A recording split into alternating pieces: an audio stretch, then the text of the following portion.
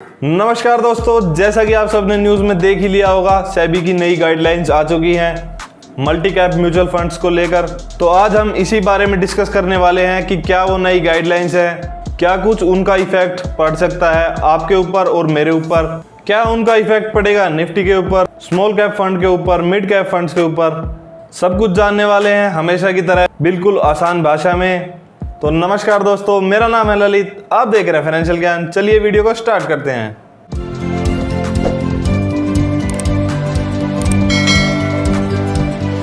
तो दोस्तों, जैसा कि आप सबको पता ही होगा कि सेबी का नया रूल आया है कि जो भी मल्टी कैप फंड्स हैं उनको जो भी पैसा उनके फंड में आया है उसमें से 75% पैसा इक्विटी और इक्विटी रिलेटेड इंस्ट्रूमेंट्स में लगाना पड़ेगा।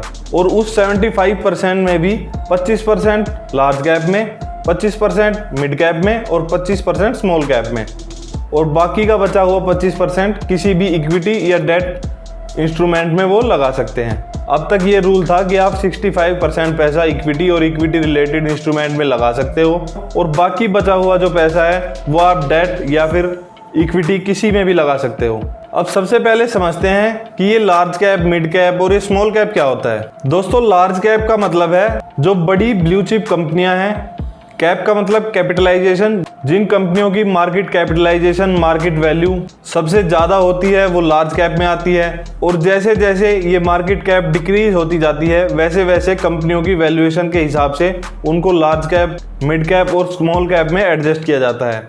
जो सबसे ज़्यादा मार्केट कैपिटलाइजेशन की कंपनियां होती हैं 1 से लेकर 100 तक, जो 100 सबसे बड़ी लिस्टेड कंपनियां हैं शेयर मार्केट पर, जैसे रिलायंस हो गया, TCS हो गया, इन्फोसिस हो गया, ऐसी बड़ी बड़ी कंपनियां लार्ज कैप कंपनियों में आती हैं।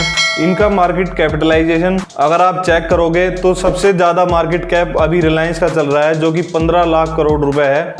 और लास्ट 100 कंपनी का अगर आप मार्केट कैप चेक करोगे तो वो करीब 26,000 करोड़ तक जाता है।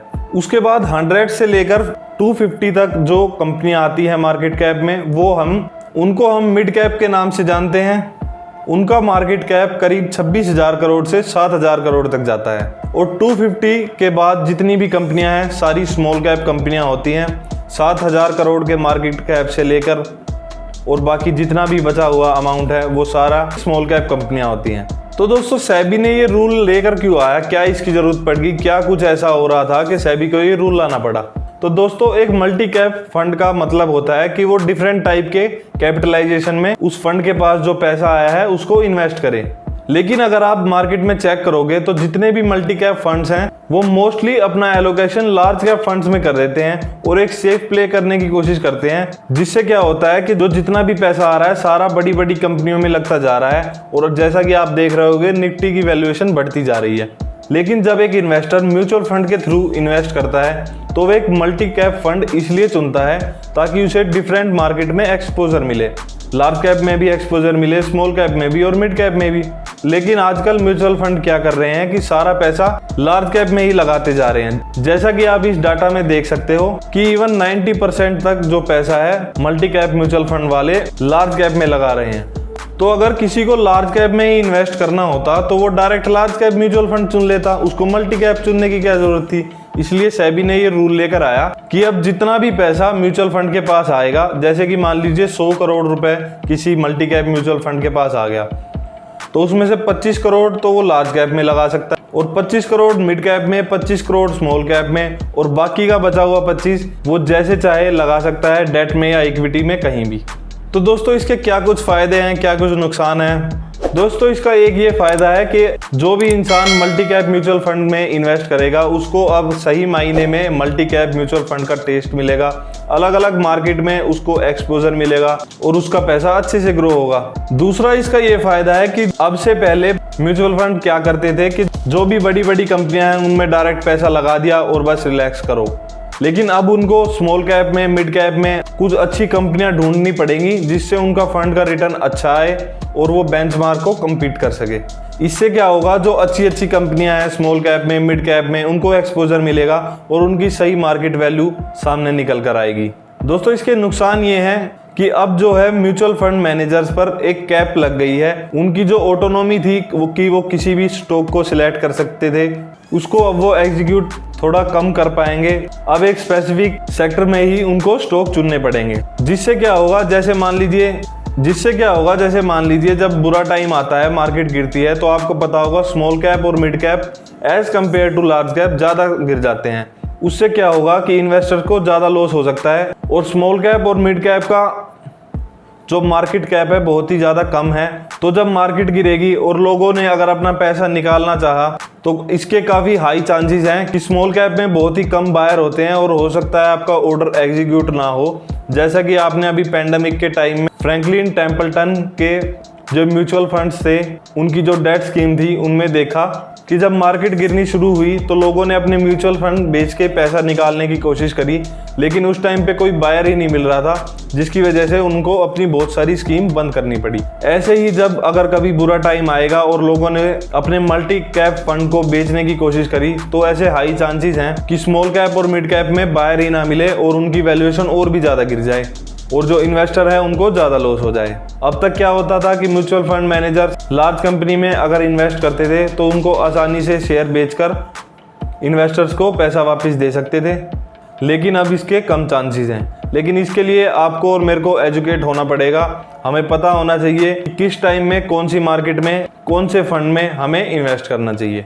दोस्तों, अगर आप म्यूचुअल फंड्स के बारे में ज़्यादा जानना चाहते हो तो आप मेरी ये वाली वीडियो देख सकते हो, जिसमें मैंने अच्छे से समझाया है कि म्यूचुअल फंड क्या होते हैं, ये कैसे काम करते हैं और क्या इसके बेनिफिट्स हैं। तो दोस्तों, अब बात करते हैं कि जो ये नया रूल आया है इससे आप पे और मेरे पे क्या इफेक्ट पड़ेगा।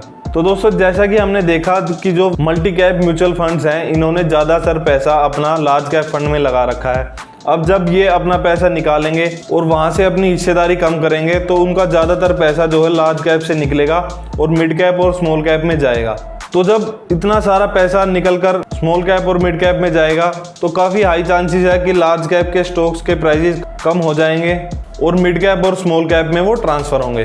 तो अगर आपके पास कोई लार्ज कैप कंपनी है जिससे आप एग्जिट करना चाहते हो, जिसका वैल्यूएशन आपको सही नहीं लगता, तो ये काफ़ी अच्छा टाइम होगा, आप उससे एग्जिट ले सकते हो। या फिर अगर आपको लगता है कि कोई मिड कैप या स्मॉल कैप कंपनी आपको पसंद है और उसके वैल्यूएशन आपको सही लग रहे हैं, तो इस टाइम पे आप खरीद सकते हो, क्योंकि आने वाले टाइम में आप देखेंगे कि मिड कैप और स्मॉल कैप में के शेयर्स में काफ़ी तेज़ी आ रही है। तो एक सवाल जो काफ़ी लोग कर रहे हैं कि इस रूल की वजह से क्या निफ्टी जो है बहुत ज़्यादा गिर जाएगा। तो दोस्तों, मेरे को नहीं लगता कि निफ्टी इतना ज़्यादा जो है इसकी वजह से इफेक्ट होगा। हाँ, आपको थोड़ी सी करेक्शन ज़रूर देखने को मिल सकती है निफ्टी में आने वाले कुछ टाइम में, क्योंकि काफ़ी हाई चांसेस है कि लोगों को पता होगा कि मल्टी कैप फंड्स क्या होते हैं, ये कैसे काम करते हैं। तो हो सकता है लोग अपना पैसा पहले ही उससे निकाल के दोबारा लार्ज कैप में ट्रांसफ़र कर दें, अगर उनको लार्ज कैप में ही रहना है। तो दोस्तों, बस यही था आज का एनालिसिस। आपको कोई भी डाउट हो, कोई भी परेशानी हो, कोई भी चीज़ अगर आपको पूछनी हो तो आप मेरे इंस्टाग्राम पे मैसेज कर सकते हैं। उम्मीद करता हूँ आपको आज का टॉपिक पसंद आया होगा, समझ आया होगा कि रूल रेगुलेशन कैसे आपको बेनिफिट करेंगे, कैसे आपको नुकसान करेंगे और कैसे हमें इन रूल्स का फ़ायदा उठाना है। तो मिलते हैं नेक्स्ट वीडियो में और भी ज़्यादा इन्फॉर्मेशन के साथ। Thank you so much.